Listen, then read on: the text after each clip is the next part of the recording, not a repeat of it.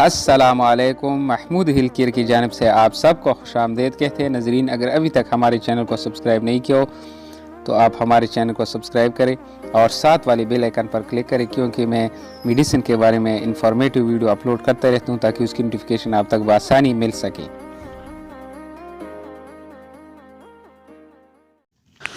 تو ناظرین، آج فولک ایسڈ 5 ملی گرام ٹیبلیٹ کے بارے میں تفصیل سے جانتے ہیں کہ یہ کن کن بیماریوں میں استعمال ہوتی ہیں اور اس کی سائیڈ ایفیکٹ کیا ہے۔ آخر میں ویڈیو آخر تک دیکھیے گا، کیونکہ آخر میں خوراک کا طریقہ اور اسپیشلی جو فیمیل پریگننسی کو پلان کر رہی ہیں اس کو کتنا ڈوز استعمال کرنا چاہیے اور اس کو کتنا مفید ہے یہ ٹیبلیٹ استعمال کرنا، یعنی فولک ایسڈ استعمال کرنا فیمیل کو پریگننسی کے دوران کتنا ضروری ہے۔ تو ناظرین، ویڈیو آخر تک دیکھیے گا۔ ویڈیو تھوڑا لینتھی ہے ناظرین، لیکن میں سمجھانے کی کوشش کروں گا کہ آپ کو صحیح سمجھ آ سکے۔ تو ناظرین، فولک ایسڈ یا اس کو فولیٹ بھی کہتے ہیں، فولک ایسڈ فولیٹ یہ دونوں ایک ہی چیز ہے۔ فولک ایسڈ جو ہوتی ہیں وہ جو فولیٹ ہوتی ہیں وہ قدرتی پھلوں اور سبزیوں میں پائی جاتی ہیں، جبکہ فولک ایسڈ آرٹیفیشلی تیار کیا جاتا ہے۔ جس طرح یہ ٹیبلیٹ ہے آپ کے سامنے، یہ کیمیائی طریقے سے تیار کرتے ہیں۔ ان دونوں کا نمبر یعنی وٹامن بی کی کیٹیگری میں آتا ہے۔ وٹامن بی کی کیٹیگری میں یہ فولک ایسڈ کا نمبر 9 ہے، یعنی B9 بھی اس کو کہتے ہیں۔ تو ناظرین، یہ فولیٹ یا جو فولک ایسڈ ہے یہ خون کے سرخ خلیے جو ہوتے ہیں، ریڈ بلڈ سیل ہمارے جسم میں، اگر فولک ایسڈ کی کمی ہو تو ریڈ سیل جو ہے وہ ہمارے جسم میں ٹھیک طرح نہیں بنتے ہیں، یا اگر بنتے ہیں پھر بھی کم تعداد میں ہوں گے، تو اس کی وجہ سے انیمیا پیدا ہو جائے گا۔ تو اس کو فولیٹ ڈیفیشنسی انیمیا کہتے ہیں۔ سرخ خلیے بنانے میں ناظرین، اگر آپ فولک ایسڈ کھاتے ہیں تو سرخ خلیے بنانے میں انتہائی مفید ہے۔ سرخ جو ہمارے جسم میں سرخ خلیات ہوتے ہیں، صحت مند سرخ خلیے ہوتے ہیں خون میں، اس کو بنانے میں اہم کردار ادا کرتا ہے ناظرین۔ اس کے علاوہ سیل ڈویژن میں اس کا بہت اہم رول ہے، جہاں سیل یعنی خلیے تقسیم ہو جاتے ہیں، یعنی ڈیوائیڈ ہوتے ہیں۔ اس طرح ہم خوراک کھاتے ہیں، پروٹین لیتے ہیں، یعنی خوراک میں ہم پروٹین لیتے ہیں، گوشت کھاتے ہیں، مچھلی کھاتے ہیں اور پروٹین کی خوراک کھاتے ہیں۔ ہمارے جسم میں اگر پروٹین کی لیول زیادہ ہو جاتا ہے تو یہ کلاٹ یعنی لیک پیدا کرتا ہے، یہ بلڈ میں کلاٹ پیدا کرتا ہے، لیک۔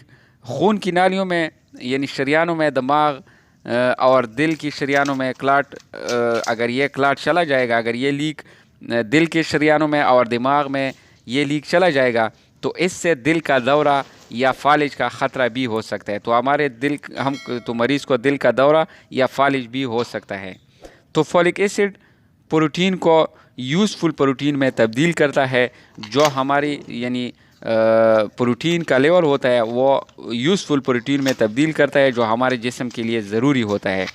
یعنی جو زیادہ پروٹین ہے اس کو متعادل کرتا ہے، اعتدال میں لاتا ہے، تو اس کی وجہ سے جو فالج کا دورہ ہوتا ہے یا دل کا اٹیک ہوتا ہے اس سے بچا جا سکتا ہے۔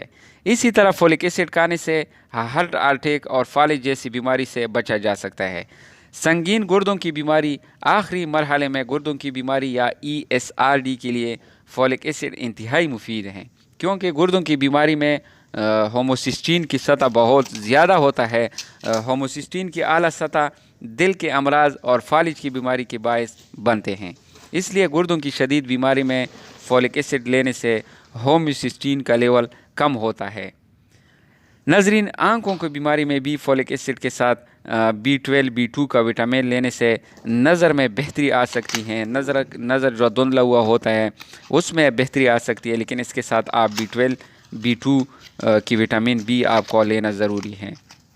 ناظرین، اس کے علاوہ ڈپریشن کی مریضوں کے لیے بھی فولک ایسڈ انتہائی مفید ہے، کیونکہ خون میں فولیٹ کی سطح کم اور ہوموسسٹین کی مقدار زیادہ ہوتا ہے۔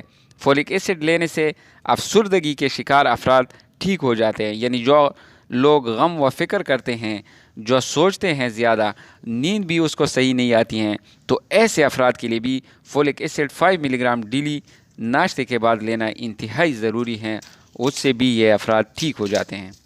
تو ناظرین، ابھی پریگننسی کے لیے یہ کتنا ضروری ہے؟ پریگننسی میں شادی شدہ خواتین کو چاہیے کہ وہ اگر پریگننسی کو پلان کر رہی ہیں تو وہ پریگننسی سے پہلے فولک ایسڈ لینا شروع کر دیں۔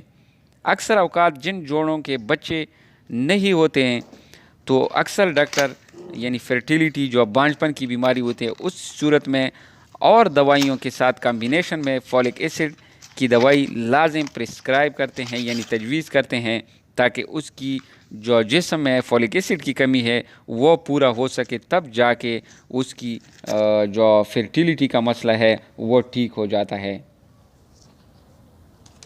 اس کے علاوہ ناظرین، جو پریگننسی چند ہفتے یعنی پریگننسی کی جو پہلے 2-3 ہفتے ہوتے ہیں اس کے اندر نیورل ٹیوب بن جاتی ہیں۔ پریگننسی کے دوران جو پہلے چند 2-3 ہفتے ہوتے ہیں اس کے اندر نیورل ٹیوب بن جاتی ہیں۔ نیورل ٹیوب سے بیسیکلی دماغ، برین اور سپائنل کارڈ جو ریڑھ کی ہڈی ہیں یہ اس سے بنتی ہیں۔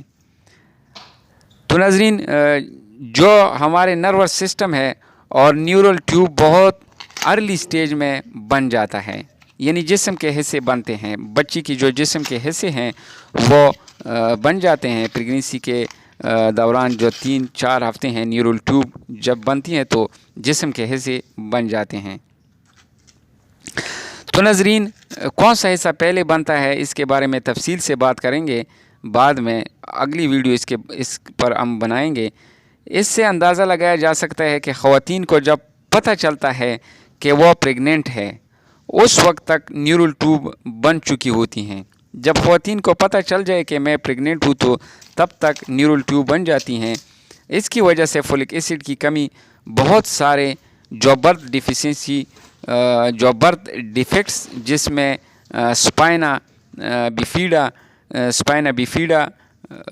اس کے علاوہ فولک ایسڈ کی کمی کی وجہ سے ہارٹ پرابلم ہو سکتا ہے۔ اس کے علاوہ کلیفٹ پلیٹ یعنی اس کا جو ہونٹ ہے وہ کٹا ہوا ہو سکتا ہے۔ اس کے علاوہ دماغ یا اسکل بچی کی اگر پیدا ہوا ہو تو ٹھیک طرح سے سر اور دماغ بنا ہوا نظر نہیں آتا ہے۔ یعنی ناظرین، نیورل ٹیوب جب بنتی ہے تو اگر فولک ایسڈ کی کمی ہے حاملہ خواتین تو اس کی جو بچے پیدا ہوتی ہیں وہ ادھورے ہوتے ہیں، یعنی یا تو اس کا دماغ صحیح نہیں بنا ہوتا ہے، سر ٹھیک طرح سے نہیں بنتا ہے، اس کے علاوہ اس کا جو ہونٹ ہے وہ کٹا ہوا ہوتا ہے، یعنی ہونٹ صحیح نہیں بنتے ہیں، اور بھی جسم کے سارے حصے یعنی اس کے بناوٹ جو ہے نا وہ صحیح نہیں ہوتی ہیں، یا جلدی میں مسکریج جو پری میچور بچے پیدا ہوتے ہیں، جو پری میچور اپنے ٹائم سے پہلے برتھ ہو جاتی ہیں بچی کی، پری میچور جس کو کہتے ہیں، مسکریج بچی کی جو ٹائم ہوتی ہیں وہ 2 مہینے 3 مہینے، یعنی اس میں اگر بچی کی ولادت ہوتی ہیں تو یہ بھی جو فولک ایسڈ کی کمی کی وجہ سے ہوتی ہیں۔